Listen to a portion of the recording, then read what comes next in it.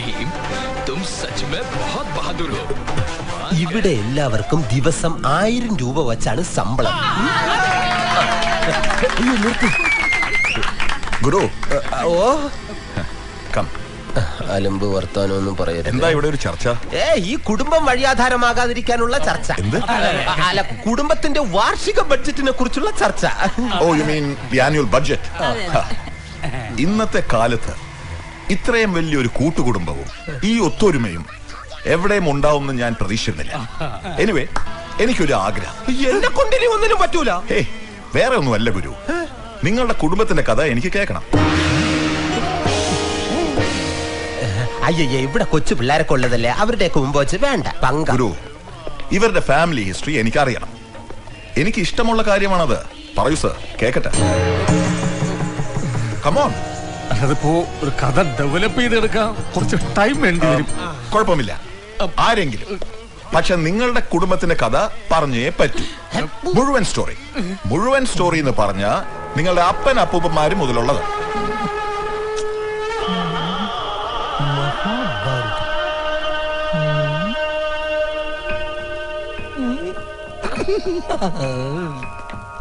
കഥ ഞാൻ പറഞ്ഞു തരാം. മുഴുവൻ കഥ പറയണമെങ്കിൽ 2 തലമുറയുടെ കഥ പറയേണ്ടി വരും. അത് തന്നെയാണ് എനിക്ക് കേൾക്കേണ്ടത്. പറയൂ, കമോൺ. ഞങ്ങളുടെ അപ്പൂപ്പന് 2 ആൺമക്കളായിരുന്നു, പത്മനും കുമാരൻ. പത്മൻ വെളുത്തു സുന്ദരൻ, കുമാരൻ വലിയച്ഛൻ ജന്മനാ മന്ദനായിരുന്നു. മന്ദനോ? കണ്ണിന് കാഴ്ചയില്ലാത്ത ആള്, ഐ മീൻ ബ്ലൈൻഡൻ. അങ്ങനെ കുമാരൻ വലിയച്ഛൻ നിശാഗന്ധി ഓഡിറ്റോറിയത്തിൽ നിശാഗന്ധി അമ്മൂമ്മയെ കല്യാണം കഴിച്ചു. അച്ഛൻ പത്മൻ കുഞ്ചിയമ്മയെ കല്യാണം കഴിച്ചു. കുഞ്ചിയമ്മക്ക് 5 മക്കളായിരുന്നല്ലോ. 5ാമനോന് കുഞ്ചു ഞാനായിരുന്നു. കുമാരൻ വലിയച്ഛനെ 101 മക്കൾ. 101 മക്കൾ? 11 മക്കൾ. പിന്നെ നമ്മൾ വളർന്നു വലുതായി. പെട്ടെന്ന് തന്നെ ഗോവിന്ദണ്ണൻ പോയി ലതിക ചേച്ചിയെ കല്യാണം കഴിച്ചു. അങ്ങനെ നമ്മൾ 5 പേരും ലതിക ചേച്ചിയും കൂടി സുഖമായിട്ട് ജീവിച്ചു. പക്ഷേ പ്രശ്നം അവിടെയൊന്നുമല്ലായിരുന്നു. ചീട്ടുകളിയിലാണ് യഥാർത്ഥ പ്രശ്നം തുടങ്ങിയത്. പരന്തു അവരും നമ്മളുമായിട്ട് എപ്പോഴും ചീട്ടുകളിയായിരുന്നു. കളിയോട് മുടിഞ്ഞ കളി, പിണ്ടാറക്കളി. കളിച്ച് പൈസയും സ്ഥലവും വെച്ച് വരെ ചീട്ട് കളിച്ചു. പക്ഷെ നമ്മൾ തോറ്റു ഞങ്ങൾക്ക് എല്ലാം നഷ്ടമായി. അവസാനം പണയം വെക്കാൻ ഒന്നും കിട്ടിയില്ല. വാസുവണ്ണൻ രമണി ചേച്ചി വരെ പണയം വെച്ച് ചീട്ട് കളിച്ചു. എന്നോടൊന്നും തോന്നരുത്, പറയുമെല്ലാം പറയണല്ലോ. കളിയിൽ നമ്മൾ തോറ്റു. അവര് രമണി ചേച്ചിയുടെ സാരി വച്ചു.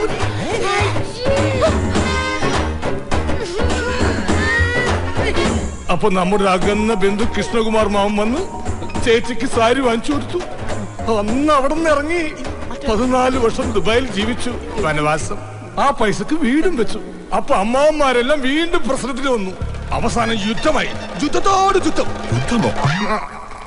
അല്ല, അടിയോടടി, മുടിഞ്ഞടി. പുത്തരിക്കണ്ട മൈതാനത്തിൽ എന്റെ പൊന്നോ പൊരിഞ്ഞടി. അടിയിൽ നമ്മുടെ അപ്പൂപ്പൻ അമ്പ് കൊണ്ട് വീണു. അമ്പ് കൊണ്ടോ? അല്ല, കമ്പ് കൊണ്ട് വീണു. എന്നിട്ടും ചത്തില്ല. 18 ദിവസം അപ്പൂപ്പൻ ശരശയിൽ കിടന്നു. ശരശയ്യയിലോ? അല്ല, ICU. അവിടെ കിടന്ന അപ്പൂപ്പൻ അടിക്ക് നേതൃത്വം നൽകി.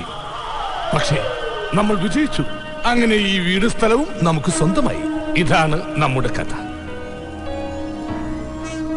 ഈ കഥ പറയാൻ അവസരം ഉണ്ടാക്കുന്ന സാറിനും കുടുംബാംഗങ്ങൾക്കും ഞാൻ നന്ദി രേഖപ്പെടുത്തിക്കൊള്ളുന്നു.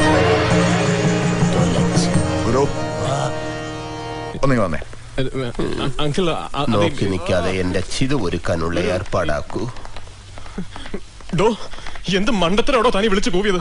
ഈ രാജ്യത്ത് മഹാഭാരതം മണ്ടത്തരമാണെന്ന് പറയുന്നത് നിങ്ങൾ മാത്രമായിരിക്കും. തന്നോട് ആരോടോ മഹാഭാരതത്തിന്റെ കഥ പറയാൻ? ചെമ്മീന്റെ കഥ പറയാം. ഭാരത സംസ്കാരത്തെ പുച്ഛിക്കരുത്. എന്താ ഗുരു ഇത് റൂമല്ലേ? ഞാൻ ഇത്രയും നല്ലൊരു കുടുംബം നോക്കി നടന്നിട്ട് എന്താ ഇത്? കുടുംബക്കാർ തമ്മിൽ വസ്തുതർക്കം, വഴക്ക്, 18 ദിവസം നീണ്ടു നിൽക്കുന്ന അടിപിടി, ചീട്ടുകളി കളിച്ച് ഭാര്യയെ പണയം വെക്കുന്നു. What the hell is this and what nonsense is happening here? അയ്യോ, ഈ പറഞ്ഞത് 2 തലമുറ മുമ്പുള്ള കഥയല്ലേ? പിന്നെ പ്രശ്നങ്ങളില്ലാത്ത കുടുംബങ്ങളുണ്ടോ? അംബാനി കുടുംബത്തിൽ പ്രശ്നങ്ങളില്ലേ എന്ന് പറഞ്ഞ് അവരുടെ ഫാമിലി മോശമാണെന്ന് ആരെങ്കിലും പറയൂ? ഇതൊന്നും നോക്കണ്ട, മനസ്സിലായില്ലേ? ഇപ്പോഴത്തെ കുടുംബം ക്ലീൻ ആണ്.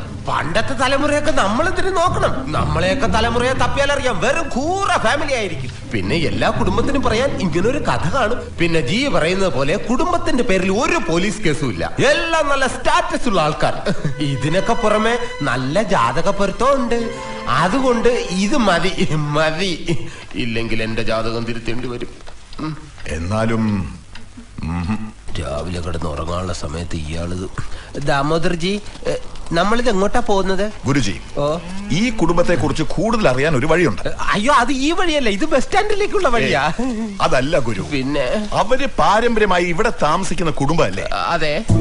അപ്പോ അയൽക്കാരോട് അന്വേഷിച്ചാ ഈ കുടുംബത്തിന്റെ ഡീറ്റെയിൽസ് മനസ്സിലാക്കാവല്ലോ.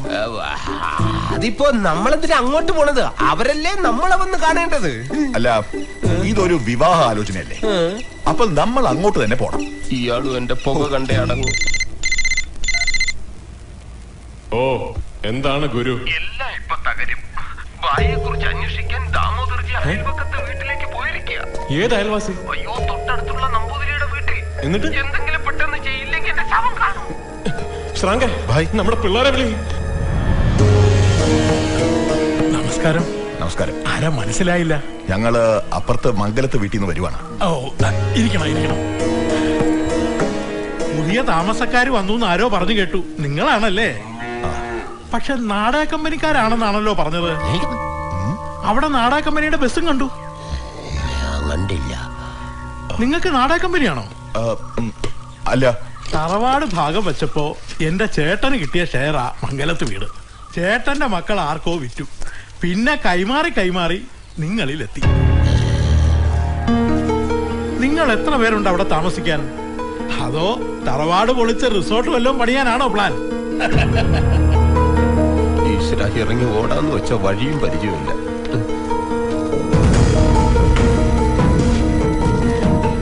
ഞാൻ കൂടെ ഉണ്ട്. എന്തിനാണാവോ ഭ്രാന്തൻ നമ്പൂതിരിയുടെ ഇല്ലത്തേക്ക് പോയത്? ഭ്രാന്തൻ നമ്പൂതിരിയോ? അതെ, വർഷങ്ങളായിട്ട് മൂപ്പർക്ക് ഭ്രാന്തല്ലേ. ഞങ്ങളുടെ കുട്ടിക്കാലം മുതൽക്ക് കാണാൻ തുടങ്ങിയതാ. പാരമ്പര്യമായിട്ട് കിട്ടിയതാ. ഈ ഭ്രാന്തന്റെ കഥയാണ് ലോഹിതദാസ് തനിയാവർത്തനം എന്ന പേരിൽ ചലച്ചിത്രമാക്കിയത്. ഞാൻ അതുകൊണ്ട് എന്നെ 3 തവണ കണ്ടു. വിശ്വാസം ആവണില്ല അല്ലേ? കണ്ട ഭ്രാന്താണെന്ന് ആരും പറയില്ല. ഇടയ്ക്കിടയ്ക്ക് അലറും.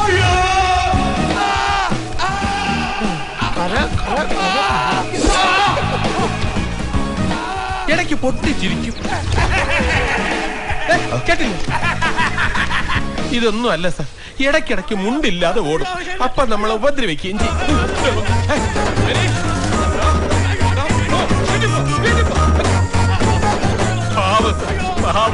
ഇത് ഡെയിലി ഉള്ള ഏർപ്പാടാ. ചിലപ്പോ ഉള്ള മട്ടും ഭാവവും കാണുമ്പോ ചങ്ക് പൊടിഞ്ഞു പോകും. ചില നേരത്തെ എന്റെ ചങ്ക് വല്ലാതെ പൊടിഞ്ഞു പോയിട്ടുണ്ട്. സാറെന്തിനാ ഇപ്പൊ അങ്ങോട്ട് പോയത്?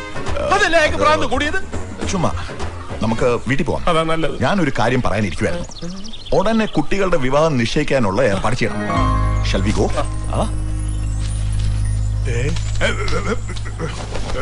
അതെ, ചേട്ടൻ ഒരു ഷർട്ട് കിട്ടാനുണ്ട്. ഇതുപോലെ അയൽവക്കത്ത് പലർക്കും ഭ്രാന്താ. ഇതാണ് നമ്മുടെ ഡോബി. സാറേ, അലക്കാൻ വല്ലതും കൊടുത്തേക്ക്. തന്റെ ഭർത്താവിന് അലക്കാൻ കൊടുക്കും. വെറും കൂറ. എനിക്ക് വാഷ് ചെയ്യാനുണ്ട്, ഞാൻ കൊണ്ടുവരാം. ഇവരെ ഞാൻ എവിടെയോ എന്റെ തോന്നലാവാം. എന്നാലും അതല്ലല്ലോ, എവിടെയോ വെച്ച കണ്ട പരിചയമുണ്ട്.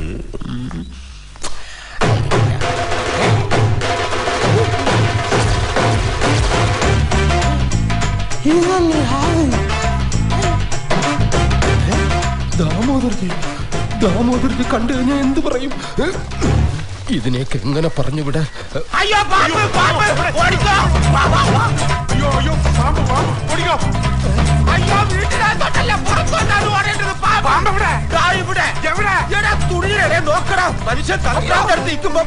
പ്രസവിക്കുന്നവർക്ക് പോലും ഇത്രയും വെപ്രാളം കാണില്ല.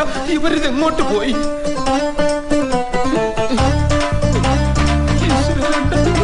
പോയി കിടക്കുന്നു.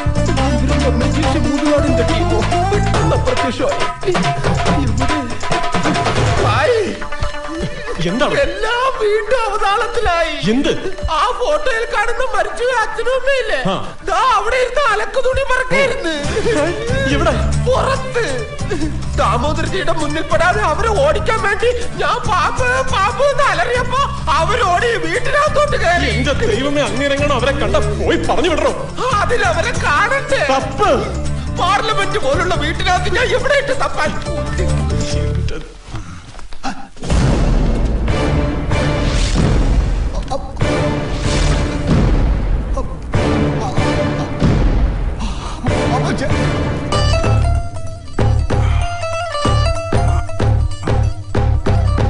ചേട്ടാ ചേട്ടാ, ഇവിടുത്തെ രഹസ്യങ്ങളെല്ലാം ഞാൻ കണ്ടുപിടിച്ചു. എന്ത്? മരിച്ചുപോയെന്ന് പറഞ്ഞ അച്ഛനും അമ്മയും ദാ താഴെ നിൽക്കുന്നു. എന്താ ഗോപായി പറയുന്നത്? ചേട്ടാ, ഞാൻ പറയുന്നൊന്ന് വിശ്വസിക്ക്. വാ, ഇന്ന് ഇവിടുത്തെ സത്യാവസ്ഥ എല്ലാം ഞാൻ തെളിയിക്കാം. ഇങ്ങോട്ട് വന്നേ. അയ്യോ, അവര് ഞാനിപ്പോ കണ്ടതാണല്ലോ. അവിടെ സത്യം അവിടെ നിന്നാണ്. ഞാൻ പറയുന്നത് ഇതെല്ലാം സ്റ്റാർട്ടിങ്ങിൽ ഉള്ളതാ. അയ്യോ, അതല്ല. നീ റെസ്റ്റ് എടുക്ക. വാ, കം. വാ മോനെ. ദൈവമേ, അതിനിടയ്ക്ക് ഇവരെന്തൊന്നും മാഞ്ഞു പോയാ. പാമ്പിന്റെ എല്ലാ സ്ഥലത്തും നോക്കി കാണാനില്ല. നീ ഇനി തിരക്കണ്ട, പാമ്പിനെ എനിക്ക് കിട്ടി. ഞാൻ ഉറക്കി കിടത്തിയേക്ക്. കാണാൻ പറ്റുമോ? നീ റൂമിലോട്ട് വാ, പോയി പണിയെടുത്ത് ജീവിക്കടാ. ഇനി മഷിയിട്ട് നോക്കാതെ. ഗുരു,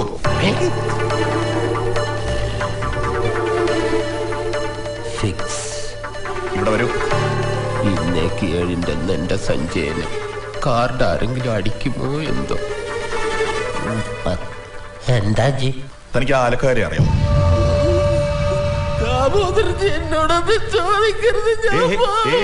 സ്റ്റോപ്പ് ദിസ്. ഞാൻ പുറത്തു പോയി നോക്കിയപ്പോ അവരെ കണ്ടില്ല. എനിക്ക് തുണി അലക്കണം. കണ്ടില്ല? ശരിയാ, ഞാനും കണ്ടില്ല.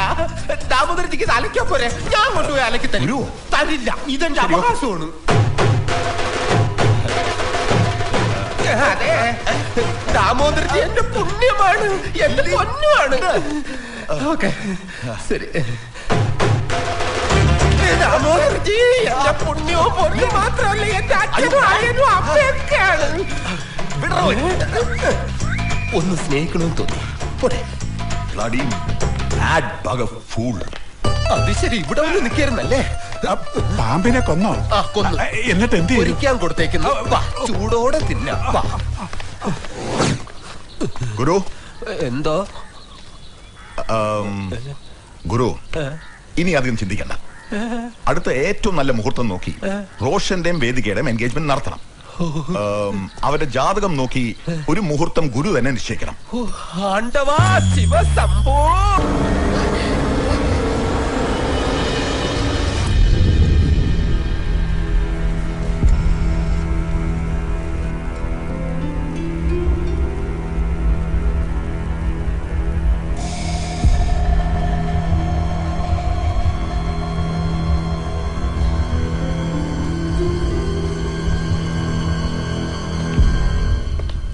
എന്താ ഭായി വിളിപ്പിച്ചത്? ബ്ലേഡ്, ഇന്നലെ സംഭവിച്ചത് എനിക്ക് നേരെയുള്ള ഒരു അറ്റാക്ക് ആവാനാണ് സാധ്യത. അബദ്ധത്തിൽ വേദികയുടെ അച്ഛൻ അതിൽ പെട്ടുപോയെന്ന് മാത്രം. മലേഷ്യയിലെ നമ്മുടെ ഏതോ പഴയൊരു ശത്രു നമ്മളെ തേടി ഇവിടെ എത്തിയിട്ടുണ്ട്. നമ്മൾ സൂക്ഷിക്കണം. ഭായ്, അതിന് ഏത് ശത്രു, ഏത് കേസ്? നമ്മളെല്ലാം ഒതുക്കി തീർത്തിട്ടല്ലേ ഇങ്ങോട്ട് പോകുന്നത്?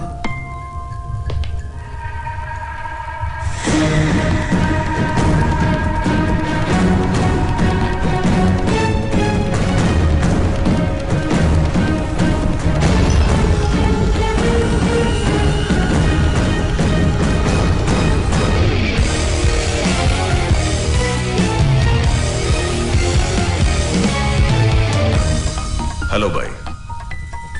കർത്ത ഇവിടെ വളരെ അത്യാവശ്യമായിട്ട് ഭായിയെ കാണേണ്ടി വന്നു. അതാ പെട്ടെന്ന് വന്നത്. എനിക്ക് ഭായിയുമായി പേഴ്സണലായി ഒന്ന് സംസാരിക്കണം. ഭായ് ഫീൽഡിൽ നിന്ന് മാറിയ ശേഷം എന്റെ കാര്യങ്ങൾ മുഴുവൻ കഷ്ടത്തിലായി. എനിക്ക് കോടികളുടെ നഷ്ടമാണിപ്പോൾ. ഭായ് അവസാനമായി ഒരു ഡീല് കൂടി ചെയ്യണം. പൈസ പ്രശ്നമല്ല. കർത്ത പൈസയുടെ അല്ല, അറിയാലോ. ഞാനെല്ലാം നിർത്തി ഒരു പുതിയ ജീവിതം തുടങ്ങുകയാണ്. ഒരു പ്രാവശ്യം ഡീൽ എന്താണെന്ന് കേൾക്കണം ഭായ്, അതിനുശേഷം തീരുമാനിക്കൂ. ഒരു കൊല. ദാമോദർജിയെ കൊല്ലണം. ഇന്നലെ ദാമോദർജിയെ കൊല്ലാൻ ശ്രമിച്ചത് ഞാനാ. വി കമ്പനിയുടെ മുഴുവൻ ഉടമസ്ഥൻ ദാമോദർജി. ഭായ് ഒഴിപ്പിച്ച എല്ലാ സ്ഥാപനങ്ങളും ദാമോദർജിയുടേതാണ്. വി കോർപ്പറേഷൻ, വേദിക കോർപ്പറേഷൻ, അത് നോക്കി നടത്താൻ ദാമോദർജി ഏൽപ്പിച്ചിരുന്നത് അദ്ദേഹത്തിന്റെ ബ്രദറിലോ ഗോപകുമാറിനെയാണ്. വേദികയെ റോഷൻ പ്രേമിക്കുമ്പോൾ അപ്പുറത്ത് അവരുടെ എസ്റ്റാബ്ലിഷ്മെന്റ് തേജ തകർക്കുകയായിരുന്നു. ഇതൊന്നും ഞാൻ പ്ലാൻ ചെയ്തല്ല, സംഭവിച്ചു പോയതാണ്. വി കമ്പനിയുടെ മുഴുവൻ പ്രോപ്പർട്ടീസും എനിക്ക് വേണം. അതൊരു വാശിയാണ്. അതിന് ദാമോദർജി മരിക്കണം. ഇപ്പൊ ഞാൻ കൈവശം വെച്ചിരിക്കുന്ന പ്രോപ്പർട്ടിക്ക് മേൽ ദാമോദർജി കേസിന് പോയിരിക്കുക. കേസിൽ ദാമോദർജി ജയിക്കും, അത് പാടില്ല. സോ ഭായ് എന്നെ ഒന്ന് സഹായിക്കണം. ഭായ് തുടങ്ങി വെച്ച വി കോർപ്പറേഷന്റെ ഡീൽ ഭായ് തന്നെ മുഴുവിപ്പിച്ച് തരണം.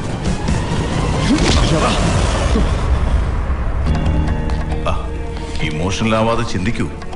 ഭായിക്ക് ഇതൊരു പുതിയ കാര്യമല്ല. ഇതുകൊണ്ട് ഭായിക്ക് ഒരു നഷ്ടവുമില്ല, ഒരു തടസ്സവുമില്ലാതെ സുഖമായി വേദികയുമൊത്ത് ജീവിക്കാം. ഭായ് ഇതുപോലെ ദിവസവും എത്ര ഡീലുകളാ ചെയ്യുന്നത്? ഒന്ന് ചിന്തിക്കൂ.